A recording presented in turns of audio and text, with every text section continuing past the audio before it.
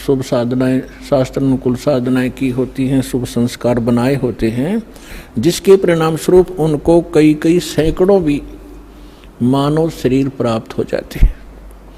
लेकिन उन मानव शरीर के अंदर यदि सतगुरु नहीं मिलते तो उनको फिर से शुभ संस्कार बनाने का अवसर प्राप्त नहीं होता। और सतगुरु के अतिरिक्त अन्य किसी नकली संतों से ज्ञान प्राप्त करके साधना करते हैं, वो शास्त्र विरुद्ध साधना होने से यूजलेस होती है। उदाहरण के लिए श्रीमद् भगवत गीता अध्याय नंबर 16 के श्लोक 23 और 24 पर्याप्त हैं। और जब तक हम शास्त्र अनुकूल साधना नहीं करेंगे, हमारे आध्यात्मिक शुभ संस्कार नहीं बन सकते। तो जिस कारण से भले ही सैकड़ों मनुष्य जीवन भी प्राप्त कर ले वो प्राणी, जिसके पूर्व जन्म के किसी समय शुभ संस्कार ज़्यादा संचित हो गए और फिर वो मनुष्य शरीर प्राप्त करता हुआ आ रहा है, उसके लिए वो कौन सा समय है? अब ये समय है जो ये प्राइम टाइम है, ये बिचली पीढ़ी प्रारंभ होगी कलयुग की। इसमें परमात्मा अपने बच्चों को अपने वचनानुसार अब सबको तत्व ज्ञान से परिचित कराएगा, सतनाम सारनाम सबको प्राप्त कराएगा। जो यहाँ से निकल जाएंगे सावधानी बरत कर सत साधना करके, वो तो गए, सफल हुए। और जो नहीं निकल पाए और साधना कर रहे हैं, किसी भी कारण से वो फाउल हो जाते हैं और पार नहीं हो पाते हैं, तो वो भी करोड़ों और काफ़ी करोड़ों की संख्या में ऐसे हो जाते हैं। तो जो करोड़ों की संख्या में सत्साधना करते हुए और यहाँ रह जाएंगे,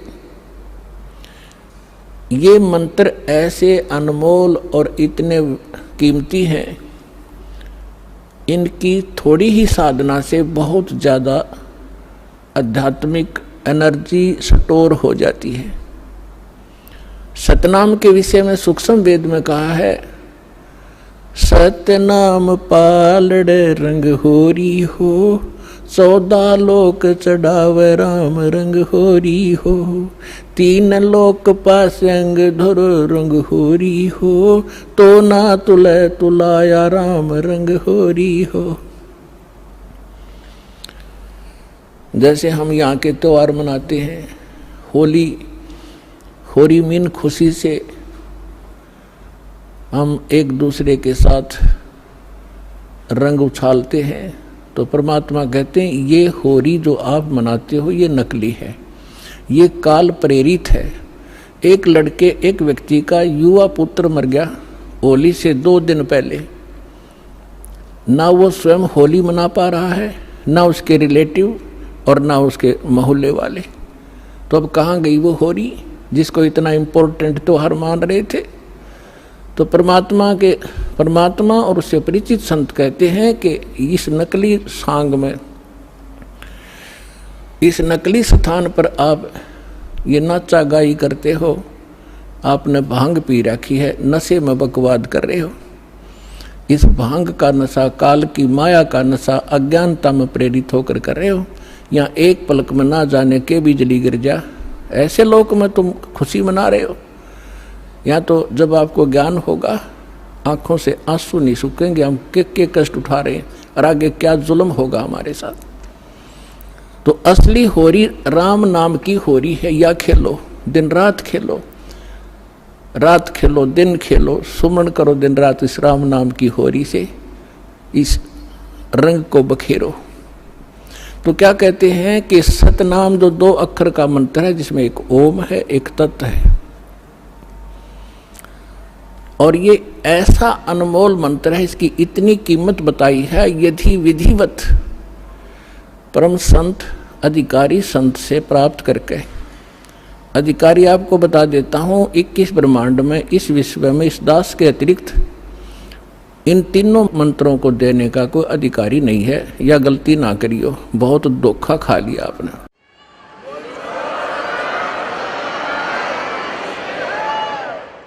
और कोई निकम्मी आत्मा इस दास से मंत्र प्राप्त करके स्वयं संत बनकर ये दान कर रहा है, वो महा अपराधी है भगवान का, और धोखेबाज है, वो डुप्लीकेट बना रहा है वो पासपोर्ट, जो आगे जाके आपको बहुत धोखा देगा।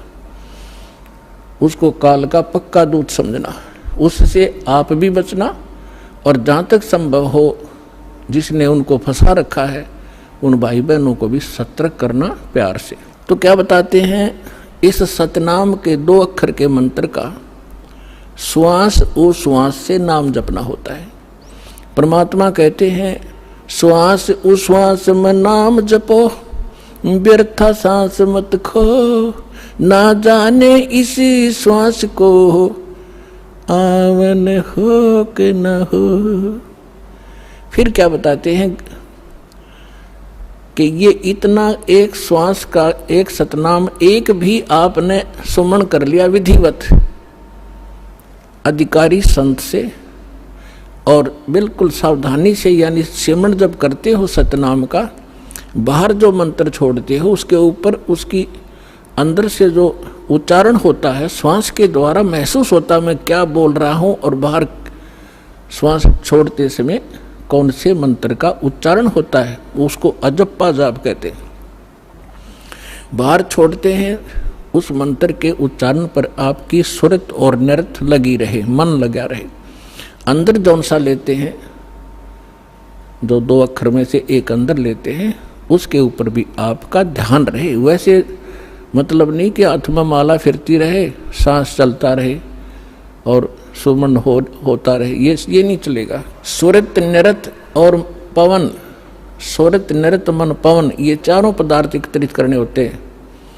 जब श्वास, पवन माने श्वास से सुमन करते हैं, तो उसके ऊपर हमारा सुरत और नृत्य और मन और श्वास चल ही रहा है, ये पवन, इन चारों को एकत्रित रखना है। तो ऐसे एक सिमरण आपका पूरा हो गया। जल्दी नहीं करे इसमें, ये सहज मार्ग है। कई जल्दी के मारे मन फटाफट खींच दे मीटर सुमरण का, प्यार से करे चाहे थोड़े कर ले, उसकी कीमत होगी। और सिमरण करे ध्यान से, बगैर सुरत नृत्य लगाए कोई सिमरण हो रहा है, वो काम असफल नहीं होगा। तो ऐसे किया हुआ सतनाम का एक सिमरण की कितनी कीमत बताई है पुण्यात्माओं। जिस व्यक्ति ने कभी लाल सुना ना हो, हीरा देखा भी नहीं हो, उसकी कीमत का पता ना हो, सुना भी ना हो, और उसको कोई एक पत्थर दिखावे कि ये एक चमकीला पत्थर जो आपको नजर आ रहा है ये करोड़ रुपए का है। अब सामने वाले ने कभी ये देखा नहीं, कभी उसका व्यवहार उससे पड़ा नहीं, तो वो मानने या ना मानने पर उसकी कीमत ज्यों की त्यों है। इसी प्रकार इस सिमरण की जो दास आपको दे रहा है ये हीरे हैं। मोती मुक्ता दर्शत नाही, ये जग है सब अंदरे, दिखत के तो नैन चश्म इनका फेरा मोतिया बंदरे। चारों युग में मेरे संत पुकारे, और कूक कहा हम हेल रे, हीरे माणिक मोती बरसे, ये जग चुगता ढेल रे। परमात्मा ने कहा कि मैं चारों युगों में आया हूँ। सतयुग में सतसुकृत नाम था मेरा, और त्रेता में मुनिंदर, द्वापर में करुणा में, और इस कलयुग में कबीर नाम से मैं आया हूँ। तो चारों युगों में मैं आया हूँ। और परमात्मा का विधान वेदों से आपको बहुत बार बताया है कि वो परमात्मा कैसी लीला करता है। ऊपर रहता है सतलोक में, सह शरीर मनो सदृश है, वहाँ राजा के समान एक सिंहासन पर विराजमान है। वहाँ से गति करके आते हैं या अच्छी आत्माओं को मिलते हैं, उनको अपने से परिचित कराते हैं सचखंड सतलोक ले जाके, फिर उनको वापस छोड़ते हैं। फिर वो परमात्मा से परिचित महापुरुष परमात्मा के उस यथार्थ ज्ञान को संसार के अंदर फैलाते हैं, और परमात्मा स्वयं भी वही काम करने के लिए आते हैं। एक कवियों की तरह लोकोक्तियों के माध्यम से अपने ज्ञान को प्रचार करते हैं। तो क्या बता रहे हैं, चारों युग में संत पुकारे, कूक कहा हम हेल रे, हीरे माणिक मोती बरसे ये जग जुगता ढेल रे। हम सत्य ज्ञान और सत्य साधना रूपी हीरे और मोती आपके सामने बखेरते हैं और आपने उनकी पहचान नहीं है। आप ये कंकर पत्थर आन उपासना, अन्य देवी देवताओं की पूजा, ये भूत पूजाएं करके आप कंकर पत्थर इकट्ठे कर रहे हो, ये सोचकर ये बहुमूल्य होंगे। तो यहां परमात्मा कहते हैं हीरे मोती माणिक बरसे ये जग चुगता ढेल रे। तो ये जो श्वास का सिमरण है ये लाल है आपका, और ये जितने भी एकत्रित करोगे इनकी उतनी ही कीमत होगी जो अभी दास बताने जा रहा है। क्या बताते हैं कि एक सिमरण आपने कर लिया श्वास का, एक सतनाम के 2 अक्षर का, एक मंत्र बाहर छोड़ा दूसरा अंदर लेते हैं, ये एक कंप्लीट मंत्र बन गया। देख कितना आसान सी बात, चलते कर लो, बैठ के कर लो, लेट के कर लो, सफर में बस में कर लो, रेलगाड़ी में कर लो, इतना सिंपल वे। इन अज्ञानियों ने इसको पहाड़ बना रखा था। खड़े होकर तपो, धूने लगा लो, व्रत रखो, जंगलों में जा बैठो, और फिर जंगल में चले गए, रोटी के लिए फिर आए गृहस्थी के पास, दिए माई अंडे धक्के खाते। अब सारा काम अव्यवस्थित कर दिया इन लोगों ने, अज्ञानियों ने। तो क्या बताते हैं परमात्मा कि इस सतनाम के एक सिमरण की कितनी कीमत है। होय होय, सतनाम पालड़ रंग होरी हो। तराजू के तखड़ी के एक पलड़े में सतनाम के एक सुमरण की कीमत रख दो, और दूसरे में पृथ्वी लोक की पूरी कीमत, स्वर्ग लोक की कीमत और पाताल लोक की कीमत। 3 ये तो पासंग है, और दूसरी में 14 लोक, विष्णु जी का लोक, ब्रह्मा जी का लोक, शिव जी का लोक, दुर्गा का लोक, और ये निरंजन का लोक, और ऊपर जो स्वर्ग के अंदर महास्वर्ग के अंदर आगे कई डिवाइड कर रखे। ऐसे ये कुल मिलाकर 14 लोक में बनते हैं, तल उतल ये नीचे के। परमात्मा कहते हैं 14 के 14 लोकों की कीमत दूसरे पलड़े में रख दो। एक पलड़े में सतनाम की एक वैल्यू, और उधर 14 लोक चढ़ावे राम रंग होरी हो, और 3 लोक पासंग धरे, पृथ्वी लोक, स्वर्ग लोक और पाताल लोक की को तो गिनती में भी नहीं है इसकी, उसके सामने कीमत। अब पासंग क्या होती है, अब आजकल के बच्चे तो नहीं जानते होंगे, लेकिन हमारे समय के हम अच्छी तरह जानते हैं। हमारा खूब पाला पड़ा है, किसान परिवार में जन्म था। हमारे पिता जी के पास ये सेठ लोग कणक लेने आते थे, तो उस समय वो कहा करते भाई सेठ जी तराजू चेक करा तेरी।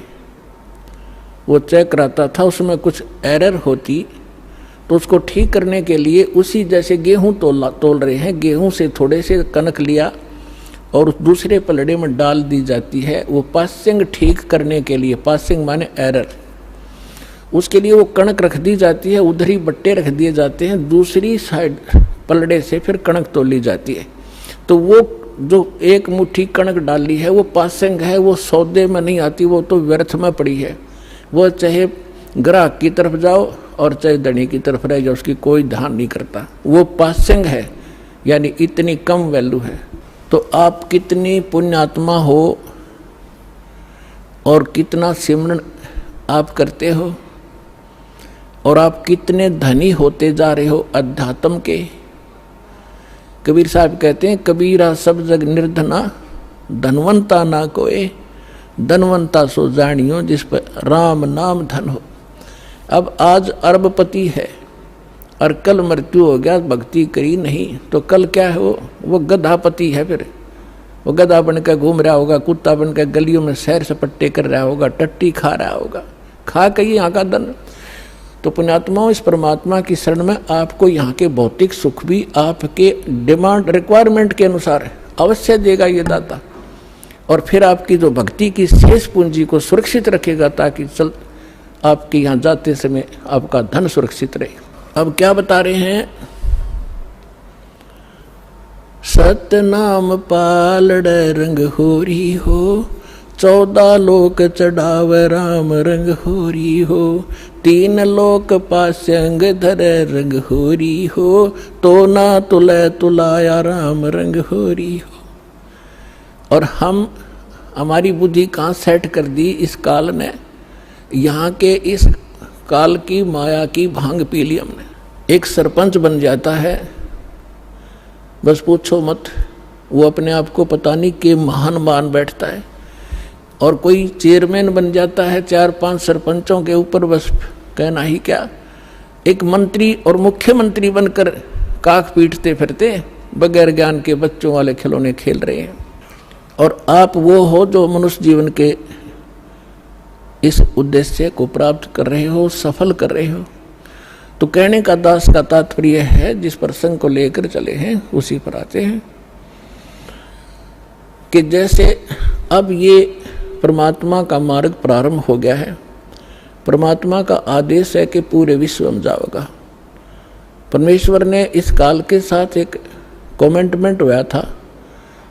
काल तो ये राजी हो गया था, उसने तो ये चतुरता करी थी कि कलयुग में ये इतने कंडेम हो जाएंगे, भक्तिहीन भी हो जाएंगे और इनकी वृत्ति भी खराब हो जाएगी, ये भक्ति के योग नहीं रहेंगे, सब चापलूस हो जाएंगे, विकारी बन जाएंगे। इसलिए उसने कहा था कि भगवान 3 युगों में जीव थोड़े ले जाना। परमात्मा ने कहा था कि तूने सभी मेरी आत्माओं को ऐसा दुखी कर दिया, इनकी क्या दुर्दशा कर दी तूने, गधा बना रखा, कुत्ता बना रखा। क्या ये ऐसे थे जब तेरे पास आए? तब इसने प्रार्थना करके, ये अलग स्टोरी है लेकिन हिंट देना पड़ेगा, फिर आगे चलेंगे। तो उसने प्रार्थना की थी, भगवान 3 युगों में जीव कम ले जाना। मालिक को भी पता था, क्योंकि हमारी शंका बहुत ज़्यादा है, तुरंत उत्पन्न हो जाएंगी कि परमात्मा ने ऐसा क्यों वर दिया 3 युगों में जीव ना ले जाने का। तो हमने ऐसे निकम्मा काम किया था, उसके बदले में ये सजा भी थोड़ी है हमारे को। फिर भी परमात्मा को पता था कि सतयुग त्रेता द्वापर में इनकी घनी कमाई होगी भक्ति की, और ये दुखी नहीं होंगे। जैसे संस्कार आपके होंगे उसी प्रकार परमात्मा ने इस पृथ्वी पर वैसा ही माहौल बना देता है दाता। बढ़िया समय पर वर्षा होती है, बड़े फलदार वृक्ष होते हैं, सब शरीर हो जाएंगे, तो फिर सुख होता है उनको। और सुख में भगवान की भक्ति प्राणी फॉर्मलिटी करता है, और दुखी प्राणी जब हो जाता है तब उसका दुख संकट निवारण हो जाता है। फिर उसको बताया जाता है यदि आपने फिर से भक्ति छोड़ दी तो वो कष्ट फिर आ जाएगा, तो कभी नहीं छोड़ेगा, आजीवन भक्ति करेगा और वो सफल हो जाएगा। और सतयुग त्रेता द्वापर में ये जीव घना दुखी नहीं होता, शरीर मजबूत होता है, लंबी आयु होती है, खूब ठीक सा इसका जो है बना रहता है व्यवहार। तो उस मालिक को मालूम था कि ये भक्ति नहीं करेंगे, क्योंकि सभी भक्ति करते थे लेकिन शास्त्र विरुद्ध करते रहे। और जिस कारण से वो सोच रहे थे जो साधना हम कर रहे हैं इसी से हमें लाभ हो रहा है, और हो रहा था। वो पिछली बैटरी चार्ज से वो प्रयोग कर रहे थे, अपनी पिछली मलाई खा रहे थे। तो इस प्रकार परमात्मा को पता था, तब उसने कहा था ठीक है, 4थे युग में कलयुग में मैं अपना ज्ञान प्रचार करूंगा। तो काल ने कहा था कि देखो जी, जबरदस्ती ना करना, बलपूर्वक मत ले जाना। आपके ज्ञान को कोई माने, समझे, स्वीकार करे और आपकी भक्ति करे तो वो आपके हों। और जो मेरे ज्ञान को, जो मैं नकली अपने दूत भेजूंगा अपना ज्ञान प्रचार करने के लिए, उनका ज्ञान जो स्वीकार करे तो वो मेरे ही रहे, आप उनको बलपूर्वक न ले जाना। परमात्मा बोला बिल्कुल सही है। जब मेरा ज्ञान ही स्वीकार कोई नहीं करेगा तो खाक जाएगा मेरे लोक में, वो तो वही जाएगा जो मेरा ज्ञान स्वीकार करेगा, मेरी भक्ति ग्रहण करेगा, तब वो जाएगा। तो काल ने जब परमात्मा ने स्वीकृति दे दी, तब काल ने कहा था कि बेशक अब परमात्मा आए थे जोग जीत नाम से कि जाओ जोग जीत संसारा, जीव न माने कहा तुम्हारा, जीव तुम्हारा कहा न माने, हमरी ओढ़ हो बाद बखाने। फिर कहा था 12 पंथ करूं मैं साजा, नाम तुम्हारा ले करूं आवाजा। द्वादश पंथ नाम जो ले ही हमरे मुख में आन समोई। और अनेक पंथ चलाऊं या विद जीवों को भरमाऊं। देवल देव और पितृ धाम पुजवाऊं। और जब ऐसे नकली जब तब सबके मन लाऊं। और जाओ जोग जीत संसारा, जीव ने माने कहा तुम्हारा। जीव तुम्हारा कहा ना माने, हमरी ओढ़ हो बाद बखाने। मेरे वकील बन के खड़े हो जाएंगे, तू रामकृष्ण को कैसे भगवान नहीं मानते हो, क्या कर रहे हो। तो परमात्मा ने कहा था कि अब मेरी भी सुन ले दो बात। चौथा युग जब कलयुग आई, तब हम अपना अंश पठाई।